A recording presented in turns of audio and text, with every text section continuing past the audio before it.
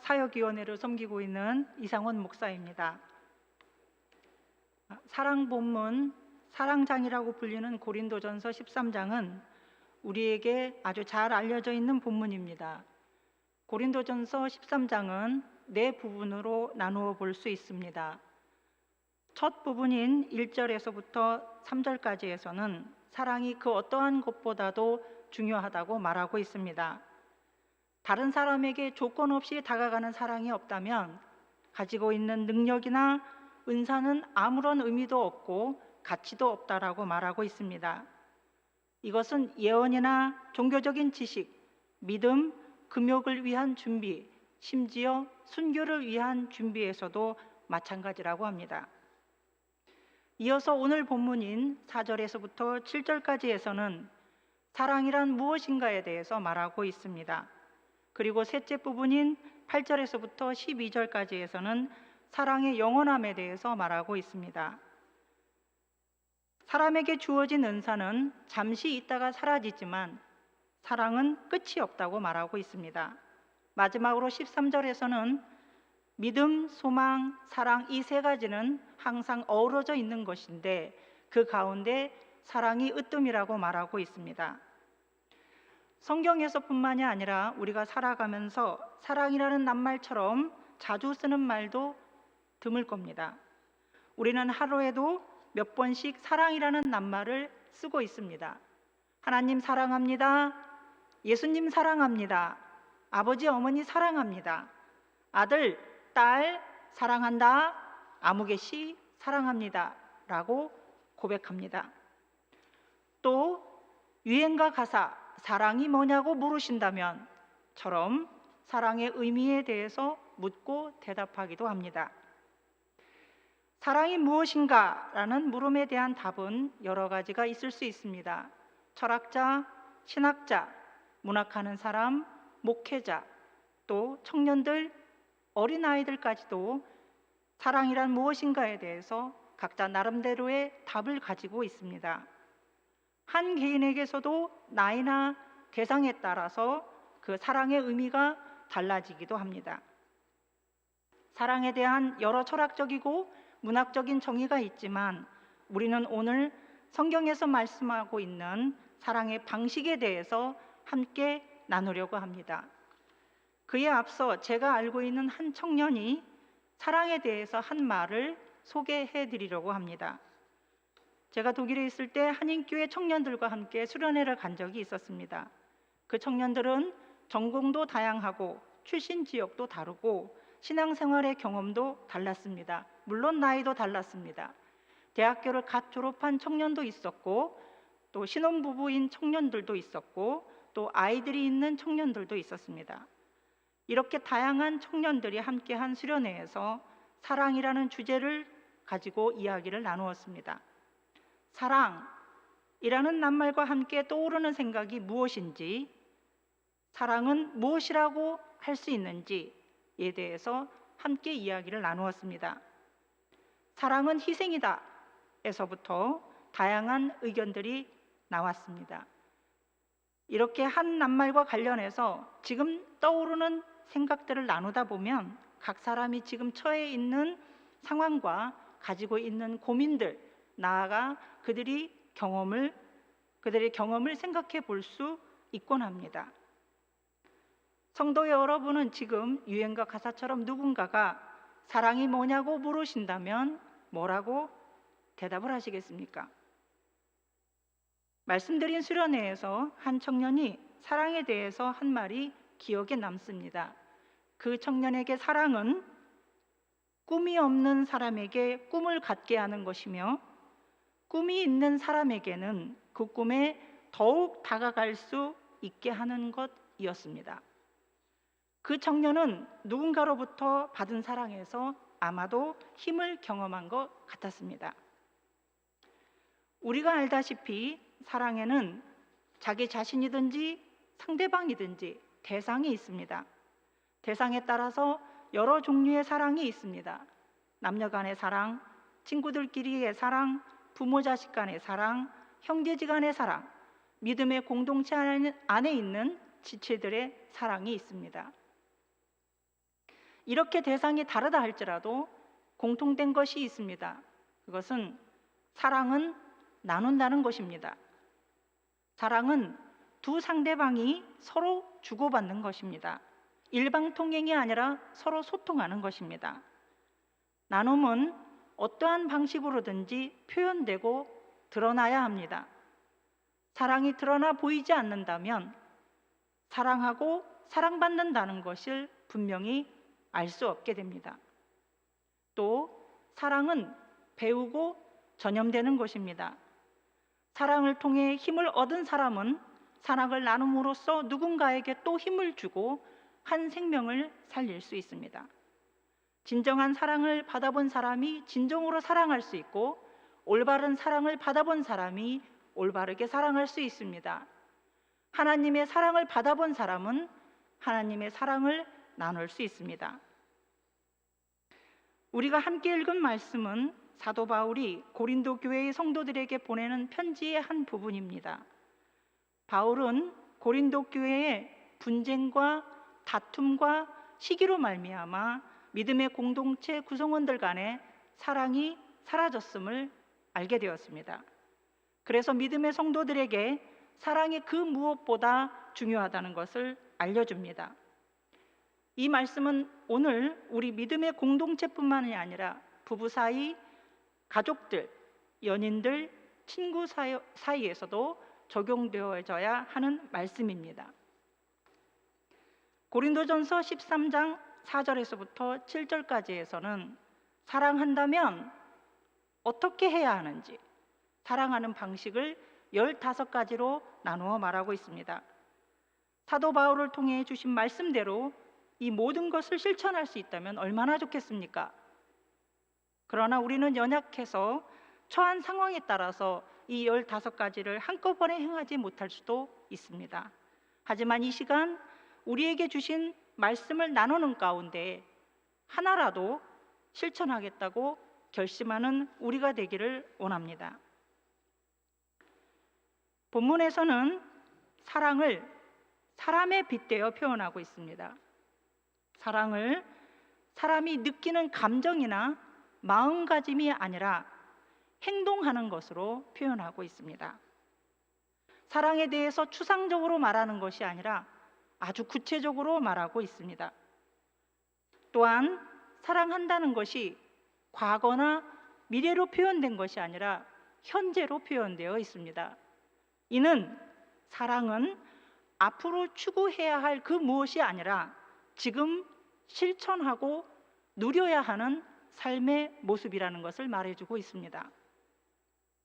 먼저 4절에서 바울은 사랑은 오래 참는다라고 말합니다. 어떻게, 언제까지 참는 것을 말하는지 생각해 보게 됩니다. 우선 어떻게 해야 오래 참을 수 있을까 생각해 봅니다. 여기서 오래 참다는 호흡을 길게 하다, 기다리다로 옮길 수도 있습니다. 오래 참는다는 것은 생각하는 것입니다. 성격이 급한 사람들은 자극이 오면 곧바로 반응합니다. 자극과 반응 사이에 쉼표가 없습니다. 호흡이 짧습니다. 오래 참는다는 것은 자극이 바깥에서 오는 것이든 내 안에서 생겨나는 것이든지 그것에 곧바로 반응하지 않고 생각하는 것입니다. 참을 인자가 셋이면 살인도 면한다는 속담이 있습니다. 숨을 깊고 길게 쉬면 생각할 수 있는 여유가 생깁니다. 자신이 잘못하거나 실수한 것은 없는지, 지금 느끼고 있는 자극이 본디 나에게서 온 것은 아닌지 돌이켜볼 수 있는 시간을 갖게 됩니다. 오래 참는다는 것은 다른 사람을 인정하는 것입니다. 사람들과 더불어 지내면서 깨닫게 되는 사실은 정말로 악한 사람은 세상에 그리 많지 않다는 것입니다. 대부분의 많은 사람들이 나 자신보다 더 선하고 나 자신보다 더 지혜롭다는 것을 알게 됩니다. 어리석고 악한 사람은 다른 사람이 아니라 바로 나 자신임을 깨닫게 됩니다. 자신을 돌이켜 본다는 것은 다른 사람을 인정하는 데서 시작됩니다. 또한 다른 사람을 나와 같은 사람, 더 나아가 나보다 더 좋은 사람일 수 있다는 것을 인정할 때 그 사람이 자신을 돌이켜 볼 수 있도록 기다려줄 수 있습니다. 이제 언제까지 오래 참아야 하는지에 대해서 생각해 봅니다. 오래 참는다는 것은 끝까지 참는 것을 말합니다. 그러면 끝이 어디입니까? 더 이상 참고 견디기 힘들어서 지금이 끝인 것 같지만 지금이 끝이 아닙니다. 이 세상에서 허락된 삶을 살고 하나님의 부르심을 받을 때까지 우리의 삶에는 끝이 없습니다. 예수 그리스도를 믿는 사람들과 믿음의 공동체는 변하고 성장합니다. 예수 안에 있음으로 인해서 거듭나고 새로워질 수 있으며 주님이 기뻐하시는 모습으로 날마다 조금씩 나아갈 수 있습니다. 끝이다 라고 생각할 때, 그때가 바로 기도할 때입니다. 나 자신과 상대방을 위해서 기도할 때입니다. 그리고 사랑한다면 온유해야 합니다. 여기에서 온유하다는 세번역이나 공동번역에서 옮겼듯이 친절하다 또는 자비롭다로 옮길 수도 있습니다. 누군가에게 친절하다는 것, 자비롭다는 것은 그 사람의 기쁨과 즐거움뿐만 아니라 슬픔과 아픔, 고통과 괴로움에 함께 참여하는 것입니다. 함께 기뻐하고 함께 즐거워하고 아픔과 고통을 함께 나누는 것, 그렇게 하는 것이 사랑하는 것입니다. 이제 세 번째부터 사랑이 해서는 안 되는 것으로 표현되고 있습니다. 사랑한다면 해서는 안 되는 것이 8가지로 표현되어 있는데, 이는 로마서 1장, 13장, 고린도전서 5장, 6장 등에서 볼 수 있듯이 이른바 악덕 목록이라고 하는 것에 들어있는 것들입니다. 우선 사랑은 시기하지 않습니다. 자랑하지 않습니다. 교만하지 않습니다. 고린도전서 3장, 4장, 5장, 8장에 있듯이 시기는 교만과 더불어서 고린도 교회 공동체에 아주 자주 나타났던 문제들이었습니다. 먼저 시기, 질투는 과도한 욕망, 그리고 극복하지 못한 열등감에서 나옵니다. 자신의 능력을 넘어서 더 많은 것을 갖고자 하는 과도한 욕망은 옳지 않은 것을 만들어냅니다. 정도의 지나친 욕심에 사로잡혀 있을 때 다른 사람을 시기하고 질투하게 됩니다. 나에게 없는 것이 남들에게 있거나 다른 사람이 나보다 더 많은 것을 가지고 있는 것이 부당하다라고 생각할 때, 그때 시기와 질투가 생겨납니다. 또 시기와 질투는 열등감을 극복하지 못할 때 생겨납니다.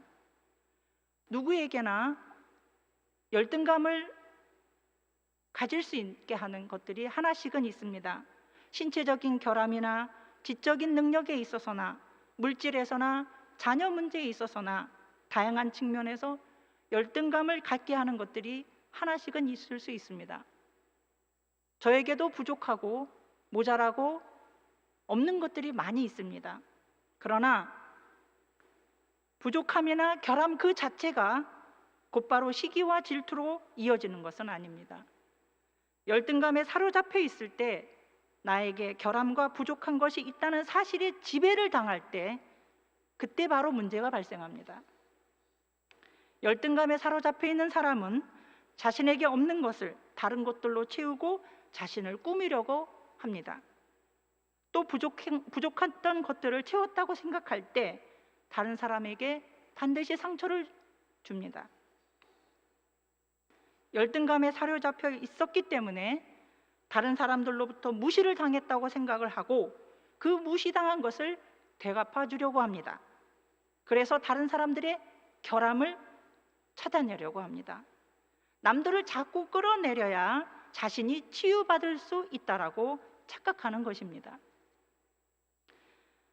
열등감에 사로잡혀 있는 사람은 자기 정체성이 확고하지 않은 사람입니다.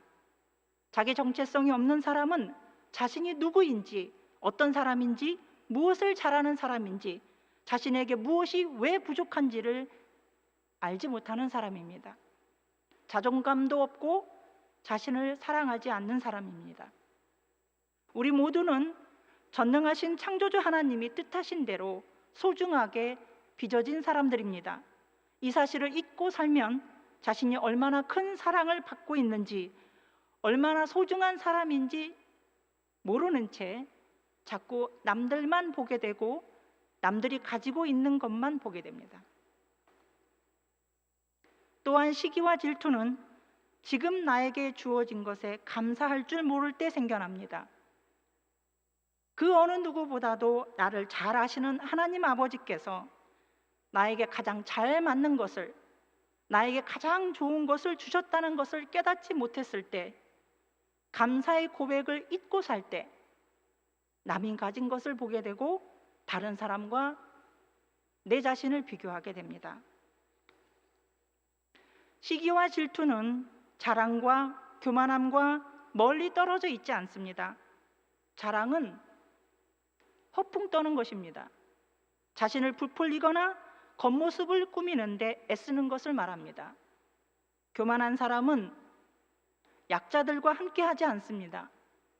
교만하지 않다는 것은 올바른 것이든지 헛된 것이든지 자신이 가지고 있는 힘이나 특권을 자랑하거나 과시하지 않는 것을 말합니다. 약자들을 무시하지 않고 힘없는 자들을 먼저 생각하고 그들과 함께하는 것이 교만하지 않는 것입니다. 함께하는 것이 친절한 것이며 함께하는 것이 교만하지 않는 것입니다. 자신이 그리스도인으로서 세상 사람들과 구별된 거룩한 사람이라는 것을 아는 사람은 자신을 부풀려 겉으로 드러내 보이려고 애쓰지 않습니다. 그럴 필요가 없기 때문입니다. 구원받았음을 확신하는 그리스도인들은 약자들을 무시하지 않습니다. 5절에서 사도 바울은 사랑은 무례히 행하지 않습니다. 자기의 유익을 구하지 않습니다. 사랑은 성내지 않으며 악한 것을 생각하지 않습니다. 라고 말하고 있습니다. 먼저 사랑은 무례히 행하지 않습니다는 하나를 건너뛰어서 5절 후반절에 있는 성내지 않으며 악한 것을 생각하지 않습니다와 함께 생각해 볼 수 있습니다. 무례히 행하지 않는다는 것은 보통의 것, 통상적인 것들, 이를테면 상식이라고 말할 수 있는 것들 또는 예의범절이라고 말하는 것들을 존중하고 지키는 것입니다. 시대가 변하고 세대가 바뀐다 할지라도 사람들이 사는 곳에서, 사람들이 함께 있는 곳에서 지키고 존중해야 하는 것들이 있습니다. 이를테면 언제 어디서나 우리가 이 세상에서 사는 동안 지켜야 하는 10계명이 있습니다. 그 가운데는 사람들과 더불어 사는 공동체 안에서 지켜야 하는 계명들, 부모를 공경하고 살인하지 말고 간음하지 말고 도둑질하지 말고 거짓 증거하지 말고 이웃의 아내나 물건을 탐하지 말라는 계명은 때와 장소와 상관없이 언제나 우리가 지켜야 하는 것입니다. 또한 사랑한다는 것은 누군가에게 제대로 대접받지 못했다고 해도 성을 내거나 악한 것을 생각하지 않는 것입니다. 어처구니가 없고 참기 힘들 정도의 모욕을 당했다 할지라도 충분히 고려되지 않고 충분히 대접받지 못했다 할지라도 화를 품어서는 안 됩니다. 여기서 악한 것을 생각하지 않는다는 앙심을 품지 않는다로 옮길 수도 있습니다. 국어사전에서 앙심은 원한을 품고 안가품하려고 벼르는 마음을 뜻합니다. 하나님을 믿는 사람이라면 어떠한 경우에도 나쁜 것을 마음에 품어서는 안 됩니다. 우리가 괴롭고 참기 힘들 정도의 불편함, 부당한 대접을 받았다고 한다면 그 어느 누구보다도 잘 알고 계시는 하나님께서 그 일들을 보시고 판단하시고 정돈해 주십니다. 우리는 다만 사도 바울을 통해서 주시는 말씀대로 성내지 말고 안갚음하려는 나쁜 마음을 품지 않기만 하면 됩니다. 시간이 걸린다 할지라도 하나님께서 회복시켜 주시고 상처받은 내 마음을 위로해 주십니다. 사랑은 자기 이익을 구하지 않는 것입니다. 자신에게 소망이 있고 주장할 수 있는 권리가 있다 할지라도 다른 사람에게 유익이 있다면 그 유익을 위해서 포기하는 것입니다. 그 유익이 예수 그리스도 안에 있는 것이기 때문에 예수 그리스도가 주시는 마음으로 자신의 것을 내려놓을 수 있습니다. 그러한 헌신적이고 희생적인 사랑은 사람을 변화시킬 수 있습니다. 가난하지만 많은 것을 바라지 않고 주어진 것에 감사하며 예수님 안에서 행복하게 살아가는 한 가정에 새 식구가 들어왔습니다. 자녀의 결혼을 통해서 새로운 식구를 맞이한 노 부부는 기뻐하며 자연스럽게 소망도 갖게 되었습니다. 그러나 새로 들어온 식구를 맞이하고 그와 적응해가는 과정에서 부부는 많은 것을 포기하고 내려놓아야 했습니다.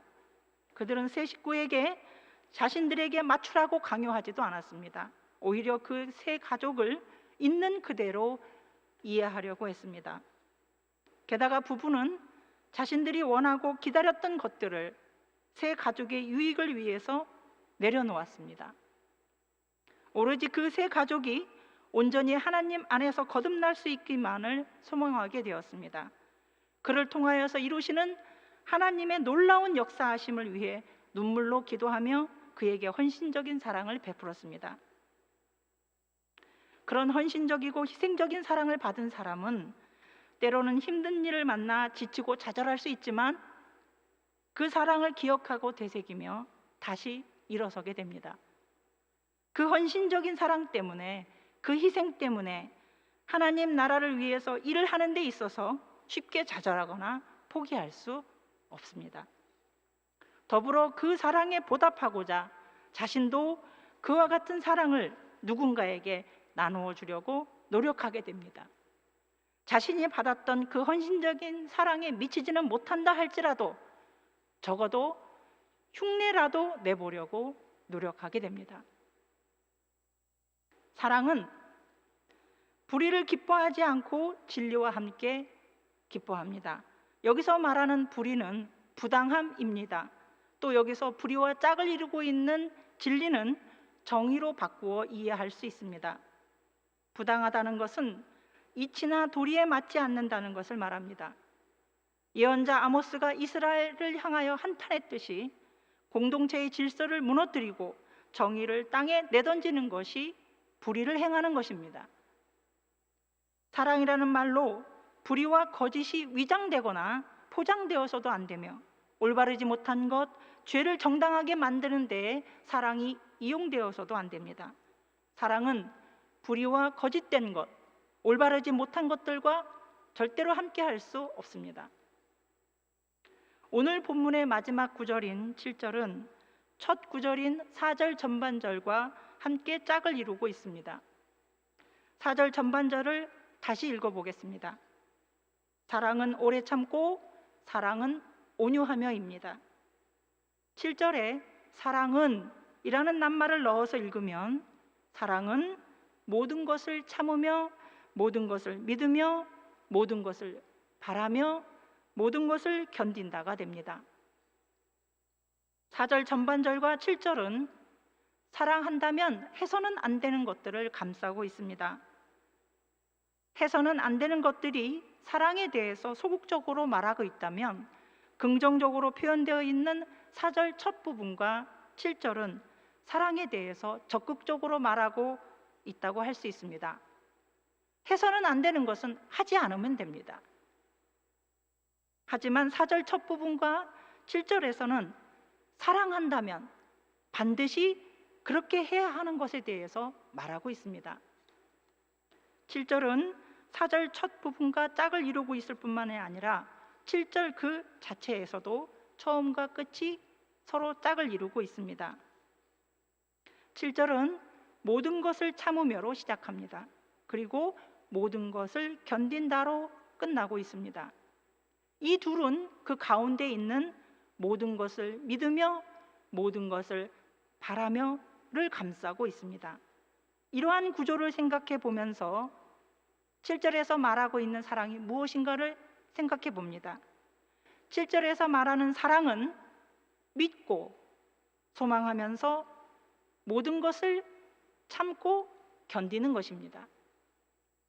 이를 4절 처음과 연결해서 다시 읽어보면 모든 것이 잘 될 것이라고 믿고 잘 될 것을 소망하면서 오래 참고 친절과 자비를 베풀며 함께 살아가는 것이 사랑이고 그렇게 하는 것이 사랑의 방식입니다.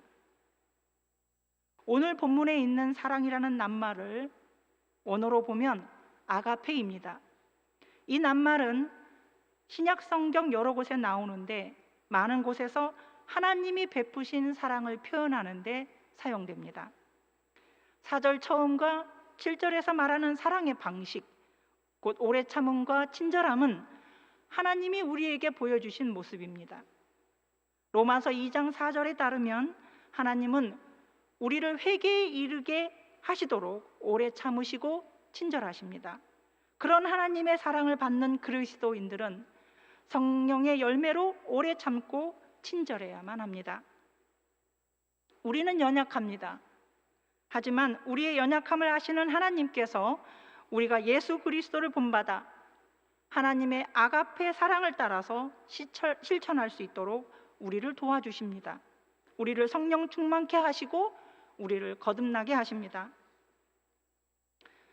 지난 한 해 사회 전체가 혼란 가운데 있었고 우리 모두가 어렵고 힘든 때를 지냈습니다. 갑자기 들이닥친 질병으로 일터를 잃고 믿음이 약해지고 가정이 흔들렸습니다. 이제 모든 것이 그 이전보다 더 좋은 것으로 회복되기를 소망합니다. 하나님이 주시는 은혜 가운데 믿음이 다시 회복되고 가정이 다시 회복되고 믿음의 공동체가 회복되고 지역사회가 회복되기를 소망합니다. 비록 아직 어려움 가운데 있지만 내가 있는 곳에서, 가정에서, 믿음의 공동체에서 오늘 우리에게 주신 사랑의 방식을 하나씩 실천해 나가기를 소망합니다. 그리하여 나 자신이, 내 가정이, 우리 믿음의 공동체가 이 지역사회와 이 나라를 회복시키시려는 하나님의 사역에 참여할 수 있기를 소망합니다. 마지막으로 오늘 본문에서 말하는 사랑함이란 무엇인가? 사랑의 방식에 대해서 생각하면서 말씀을 마치겠습니다. 사랑한다면 오래 참아야 합니다. 사랑한다면 친절과 자비를 베풀어야 합니다. 사랑한다는 것은 시기하지 않고 뽐내지 않으며 교만하지 않는 것입니다. 사랑한다는 것은 무례하지 않으며 자기 이익을 구하지 않으며 성을 내지 않으며 악한 것을 생각하지 않는 것입니다. 사랑한다는 것은 불의를 기뻐하지 아니하고 진리와 함께 기뻐하는 것입니다. 사랑한다면 모든 것을 덮어주며 모든 것을 믿으며 모든 것을 바라며 모든 것을 견뎌야만 합니다. 기도하시겠습니다. 하나님 아버지 감사합니다. 하나님께서는 예수님을 우리에게 보내주시며 하나님의 사랑을 알게 하시고 예수님을 통하여 사랑의 방식을 알게 해주셨습니다. 하나님 아버지, 저희들도 주님이 몸소 보여주시고 성령 가운데 사도 바울을 통하여서 저희에게 가르쳐 주시는 사랑을 실천할 수 있도록 도와주시옵소서. 예수님의 이름으로 기도하옵나이다. 아멘.